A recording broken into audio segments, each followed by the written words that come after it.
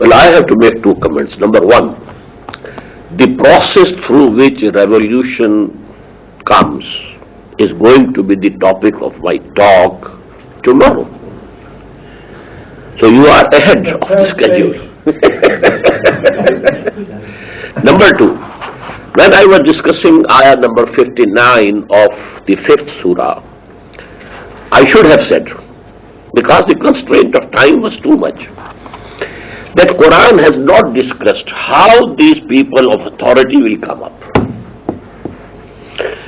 Oh, you who profess to believe, you have to obey God, His messenger, and the people of authority from amongst yourselves. How they will come up? By mutual consultation. But the process of mutual consultation can be different. As I said, in a tribal society, the chiefs of the tribes, the heads of different houses and dynasties, they sit together and they decide. So Abu Bakr was chosen.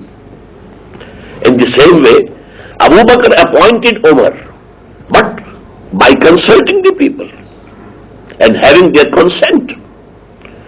So these things, they are there, but today we can have a new system, and I said this adult franchise, and all the Muslims will be voting for the Caliph. So I think I had talked about that, but you very rightly pointed to a vacuum in my talk. I would like to follow on the heels of Roger's comments. It seems to me that the methodological thrust of your talk in general is based on a certain normative understanding of Islam. First of all, on the understanding of the Quran, the Sunnah, but above all, on a limited part of Islamic history, especially in the first 20 years of early Islam during the rightly guided Caliphate, Al-Khilafah Rashida. And in that sense, it seems to me that 1400 years of Islamic history is absent from your own methodology, because you did not talk about that, although this is very significant. And this is somewhat problematic, and I want to give an example in terms of that methodological thrust. Let's say nowadays the ulama in Saudi Arabia are somewhat split over political authority of the Saudi regime. Although the majority of the ulama in Saudi Arabia support the regime, there is a substantial minority that does not support the regime, and both ulama, those who support and those who oppose, are based their own judgment on the same normative understanding of Islam, on the Quran, on the traditions, as well as on that limited period of Islamic history. They rarely talk about 1400 years of Islamic history. They come to different conclusions, that the majority want to preserve the status quo, whereas the minority wants to topple the status quo. So that's somewhat problematic, that I see in terms of the methodological thrust. Another thing is in terms of Islamic institutions. I mean, you mentioned in passing there is no pope in Islam, which can be true, I mean, in a sense. But that does not mean that Islamic history has not been full of Islamic institutions that have been as powerful as the Vatican in the Catholic world. So to say that Islamic history hasn't had institutions is not and has not been accurate historically speaking.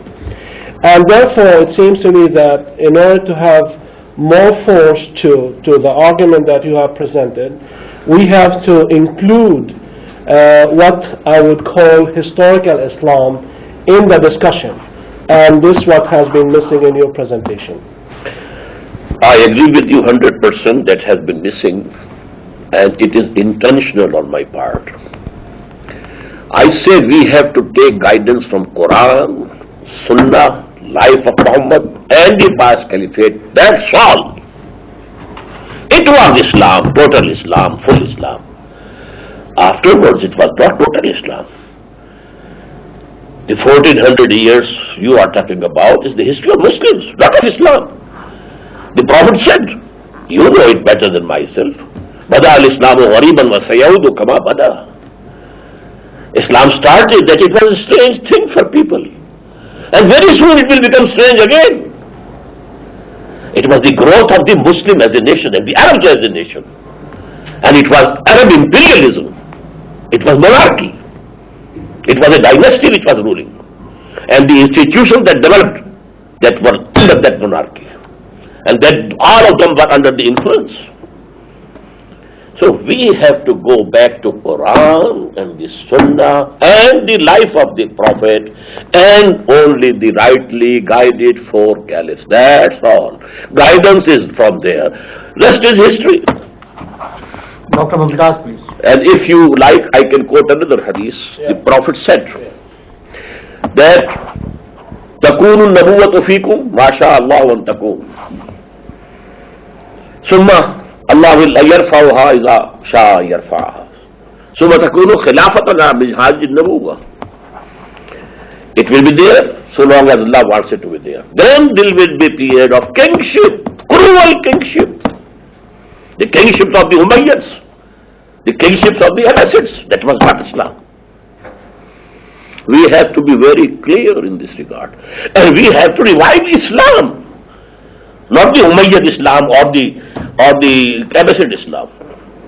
And that is why I emphasize that we have to adopt the prophetic model of bringing a revolution, about which I will be talking tomorrow, inshallah. Dr. Mumtaz Ahmed, Janab. it is his cup of tea. Yeah. Professor of Political Science. Without milk. Okay. It appears to me that the Islamic society that you envision, in my view, will not be a society in which Muslims and non-Muslims will live in peace and harmony. First of all, you said that they will not be given equal citizenship with the Muslims.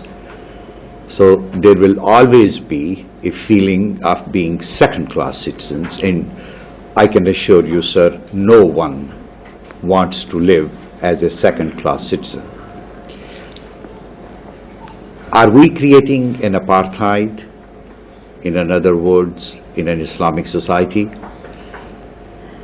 If we deprive them, as you have suggested, of holding positions of higher responsibility and ban those positions for them forever, what are the type of occupations that they are going to pursue? We cannot employ them in education because education is a very sacred thing in Islamic State, where children will be indoctrinated in Islamic ideology. We cannot employ them in foreign office because Pakistan's foreign policy or Islamic State's foreign policy will be based on pursuing Islamic objectives. You cannot have them in legislature. You cannot have them in judiciary because judiciary will be making Islamic legal decisions. So what are the areas left in which they will operate? My feeling is that we will have an alienated minority, and if we take into consideration the fact that there are large number of Muslim societies where the number of non-Muslims is considerable. I'm thinking of Malaysia, Indonesia, Egypt, Bangladesh. These societies will always be a conflict-ridden, tension-ridden societies. One.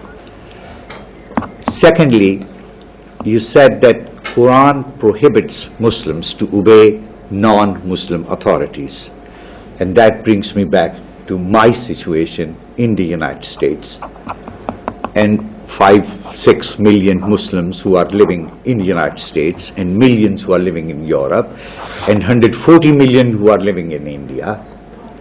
Are we to defy the political authority of the societies in which we are living because they are non-Muslims?